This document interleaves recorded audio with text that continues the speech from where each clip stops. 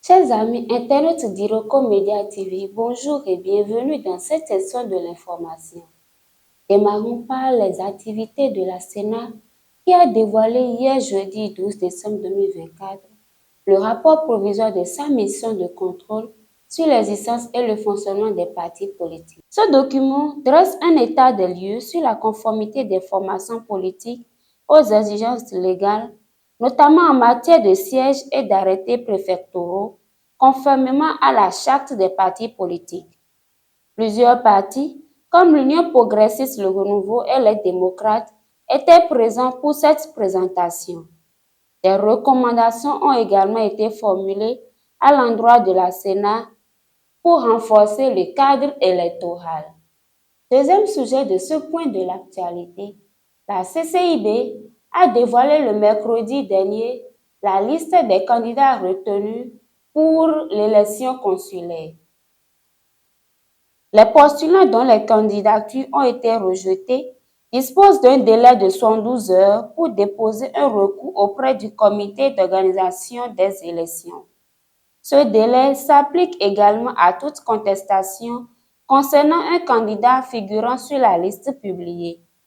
Les requêtes peuvent être adressées par courriel à info@ccib.bj, déposées au siège de la CCI Bénin ou dans les régions économiques de l'institution. Information internationale à présent. Au Niger, le régime militaire suspend la BBC pour 3 mois.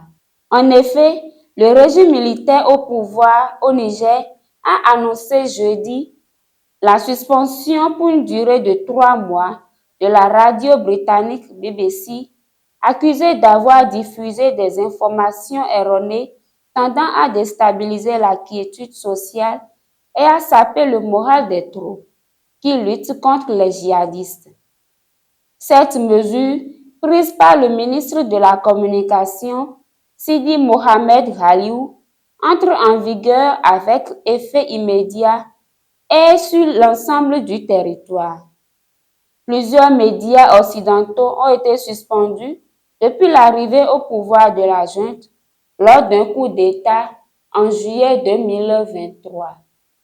Hors du continent, à Gaza, la défense civile a indiqué qu'au moins 25 personnes ont été tuées dans une frappe israélienne sur une maison remplie de personnes déplacées dans le territoire palestinien de la bande de Gaza.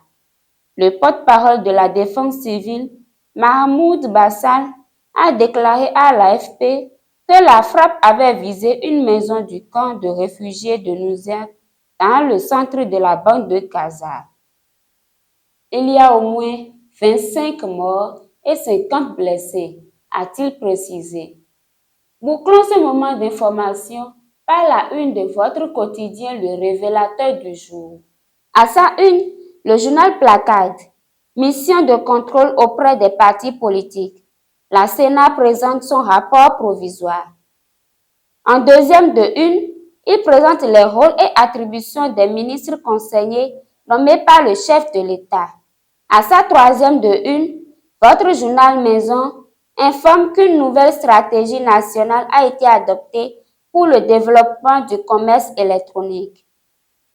En quatrième et cinquième de une, il informe respectivement sur le prix du soja et la restructuration de Sem City. Nous sommes à la fin de cette session de l'information. Merci de nous avoir accordé de votre précieux temps. Bonne journée.